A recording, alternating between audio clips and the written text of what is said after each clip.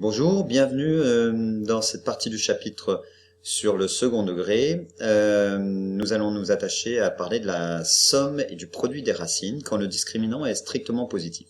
Au préalable, il faut que tu aies vu la partie sur les polynômes, sur la mise sous forme canonique, ce que c'est qu'une racine, la racine d'un trinôme du second degré ou d'un polynôme.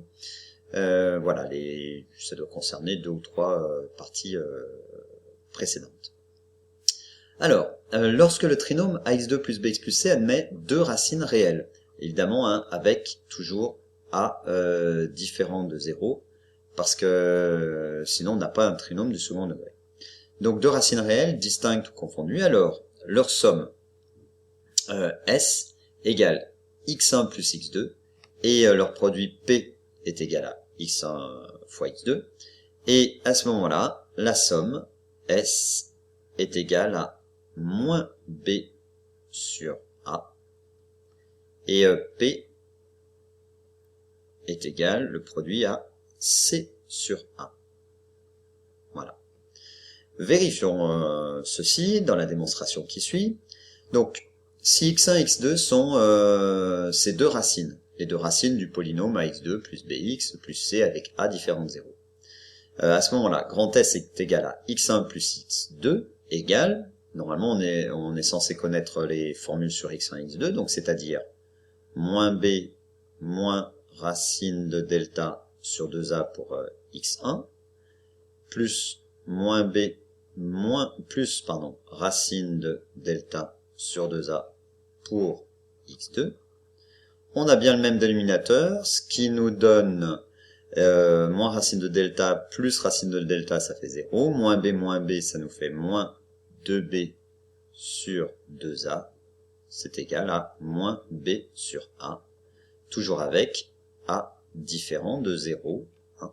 Et c'est bien ce qu'on a donné dans le théorème. Concernant maintenant le produit, eh ben, faisons la même chose. Donc, moins b moins racine de delta sur 2a, facteur de moins b plus racine de delta sur 2a. Bon, 1 sur 2a multiplié par 1 sur 2a, ça fait 4a2. On va mettre 4a2 hein, ici. D'accord, le produit des dénominateurs. Produit des numérateurs, eh bien en fait on reconnaît là une identité remarquable de la forme a moins b, facteur de a plus b. Donc c'est bien égal à moins b au carré moins racine de delta au carré. On peut mettre une parenthèse qui est quand même inutile ici. Ce qui nous donne b au carré moins delta sur 4a carré. Or, delta, qu'est-ce qu'on sait dessus? On sait que c'est b carré moins 4ac. Hop, va-t'en de là, toi. Tac. Normalement, ça a dû marcher. J'ai disparu. Oui. Sur 4a2. On n'oublie pas de mettre une parenthèse parce qu'on va distribuer le signe maintenant et ça nous fait b carré moins b carré, ça fait 0. Moins par moins plus. Donc on a 4ac sur 4a carré. Non, ce n'est pas assez. Puisque on va simplifier par a, puis par 4, ce qui nous donne c sur a. Et on a bien la deuxième partie de notre théorème. Voilà, note s'il y a des choses que tu n'as pas compris. Nous allons passer maintenant à une petite application, un exercice d'application sur cette utilisation.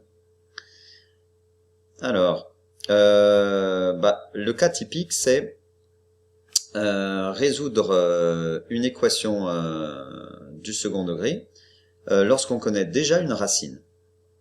Alors, prenons le cas de 2x2 moins 5x plus 3 est égal à 0. On remarque une racine évidente, non? On remarque que x égale alors quoi comme racine évidente?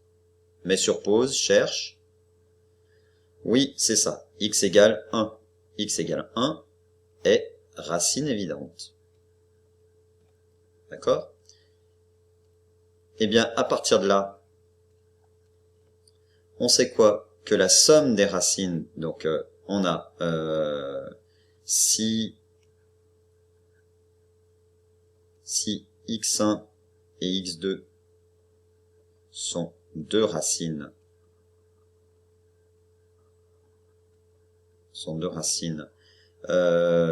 de 2x2 moins 5x plus 3, alors S est égal à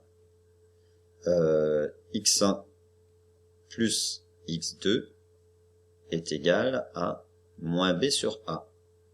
Et ici, bah, on en connaît une, donc on a 1 plus x2 est égal à moins b sur a, c'est-à-dire moins 5, ça fait plus 5 sur 2. D'où x2 est égal à 5 demi moins 1, 5 demi moins 2 demi, c'est-à-dire x2 égale 3 demi. Et voilà, on a trouvé la deuxième racine sans beaucoup d'efforts. Ou la deuxième solution. Ici, on aurait pu mettre est solution évidente. Voilà. Voilà. On conclut, d'où S égale... Ah mince, j'ai appelé S... S x1 plus x2, donc il faut que je change de nom, je vais l'appeler S'. Voilà, l'ensemble des solutions, S' égale, on a dit quoi? 1 et puis 3 demi. Voilà.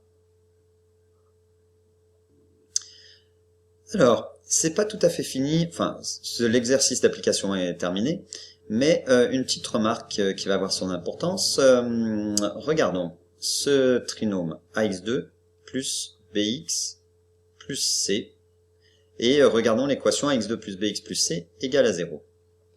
Cette équation, alors évidemment avec a différent de 0.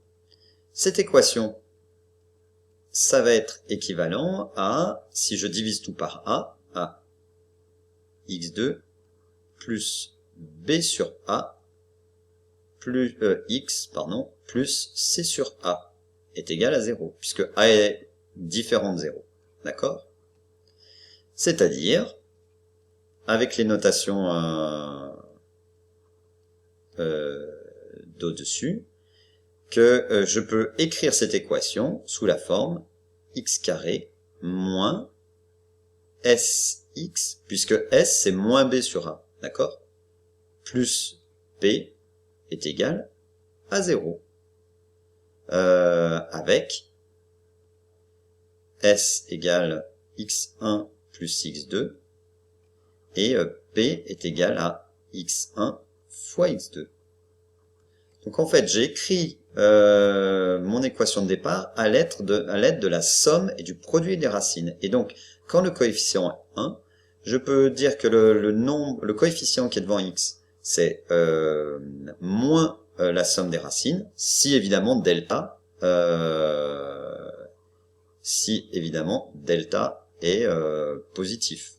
D'ailleurs, positif ou nul. Voilà. Donc, ici, je vais avoir le coefficient devant x, ça va être moins s, et puis le coefficient sans variable, là, c'est p. Voilà. Eh bien, bon courage encore pour tes exercices, pour relire tout ça, et dans ton travail personnel.